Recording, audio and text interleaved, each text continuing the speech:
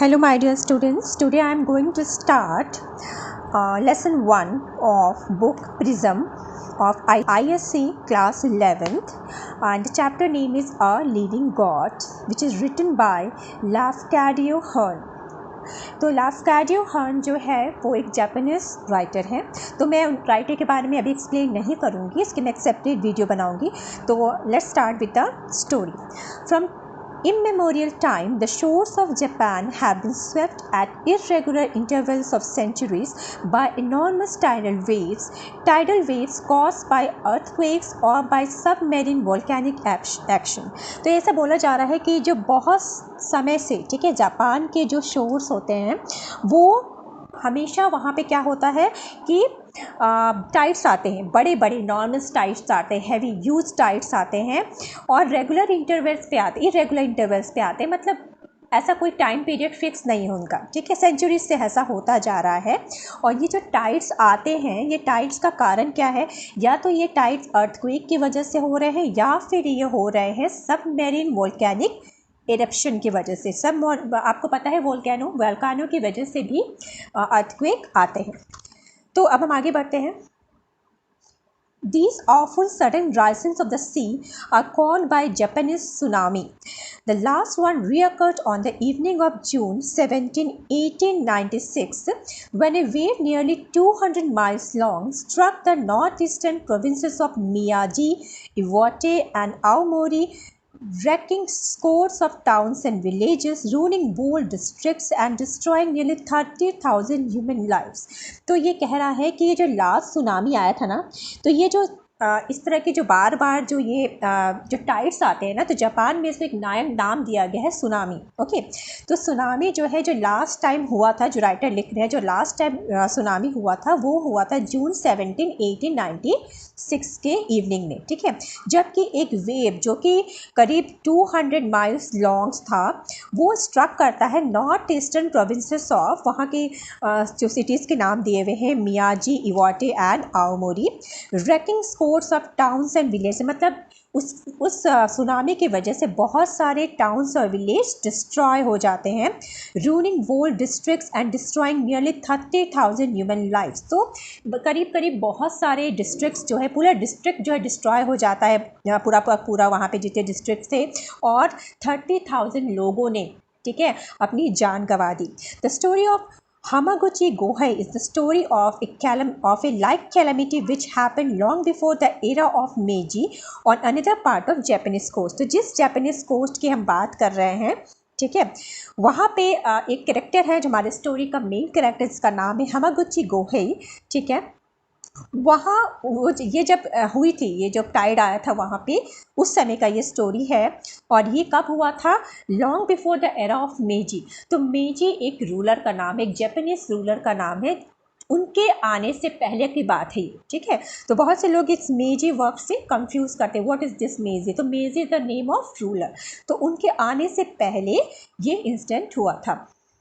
He was an old man at a time of occurrence that made him famous। तो ये एक बूढ़ा आदमी था, कौन, जिसके बारे में बात करें, हमागुची गोहेई।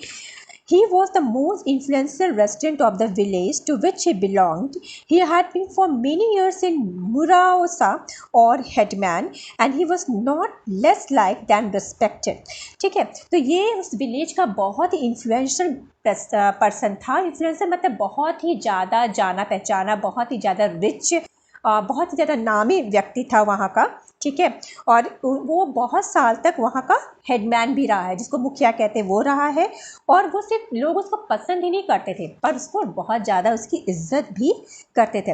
The people usually called him ojisan which means grandfather. तो लोग उसको क्या बुलाते थे? ओजिसान बुलाते थे। इसका मतलब होता है grandfather. But being the richest member of the community, he was sometimes officially referred to as choja. तो मे बी ये जो वर्ड्स में प्रोनाउंस कर रही हूँ उसका इनकरेक्ट हो सकता है, so please don't mind it. लेकिन जो स्टोरी, मेरा मेन मोटिव है आपको स्टोरी समझाना। तो ये जो वहाँ पे, क्योंकि वो बहुत ही रिच था, ठीक है, वहाँ पे सबसे रिचेस्ट पर्सन में वो आता था, तो लोग वहाँ पे उसको चोजा के नाम से भी बुलाते थे। तो he used to advise the smaller farmers about their interest, to arbitrate their disputes, to advance their money at need and to dispose of their rice for them on the best terms possible. तो वो बहुत ही, ये जो हमारा हमागुची गोहे है, यानी जो ओजिसान है, वो बहुत ही ज़्यादा ना हेल्पफुल नेचर के रहते हैं। तो वो क्या करते हैं ना कि वहाँ के जितने स्मॉलर फार्मर्स रहते हैं उनको उनके इंटरेस्ट के बारे में बताता है, मीन्स कैसे फार्मिंग करें, किस तरह से अच्छे क्रॉप्स होंगे, और उनके डिस्प्यूट्स को भी वो सुलझाता था। आर्बिट्रेट मतलब सुलझाना, तो उनके डिस्प्यूट्स को भी वो सुलझाते थे। और उनको मनी, अगर किसी को मनी की ज़रूरत होती थी, अगर उनको किसी को पैसे की ज़रूरत होती थी, तो पैसे भी वो एडवांस में देते थे, और and to dispose of their rice for them on the best terms possible, मतलब हर तरीके से उसकी वो मदद करते थे। Okay, Hamaguchi's big thatched farmhouse stood at the verge of a small plateau overlooking a bay। तो ये पैराग्राफ जो है बहुत इंपॉर्टेंट है, बिकॉज बहुत से बच्चे इस पैराग्राफ को समझ नहीं पाते हैं। So I am explaining each line clearly, so please listen to it. तो Hamaguchi's big thatched farmhouse, तो हमागुची का जो बड़ा सा फार्म हाउस था, थैच्ड फार्म हाउस था, वो कहाँ था, वो कहाँ खड़ा हुआ था, वो कहाँ पे बना हुआ था, वो था एक स्मॉल प्लेट्यू के एंड पे। वर्ज मतलब एंड पे, जैसे प्लेट्यू होते हैं ना, टेबल टाइप उसका जो स्ट्रक्चर होता है, उसके एक एंड पे, जहाँ पे वो एंड हो रहा था, वहाँ पे वो बना हुआ था। वहाँ से उसको साफ साफ वहाँ से उस घर से बे दिखता था। ठीक है, बे आपको पता है, a land surrounded by sea on 3 sides. ठीक है, तो एक बे है, तो वहाँ से बहुत ही क्लियरली बे उस घर से दिखता था। The plateau mostly devoted to rice culture was hemmed in all 3 sides by thickly wooded summits.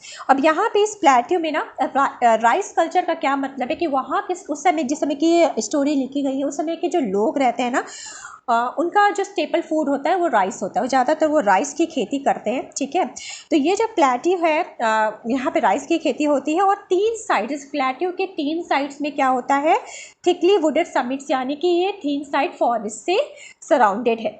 ठीक है, from its outer verge, the land sloped down in a huge green concavity, as if scooped out to the edge of the water, and the whole of the slope, some 3/4 a mile long, was so terraced as to look, when viewed from the open sea, like an enormous flight of green steps divided in the center by a narrow white zigzag, a streak of mountain road।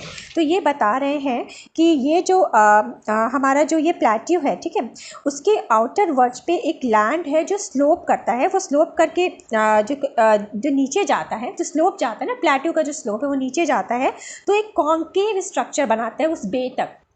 Plateau का जो and है, जहाँ पे उनका house है, वहाँ से नीचे उतरेंगे ना, तो एक कॉन्केव स्ट्रक्चर बनाता है।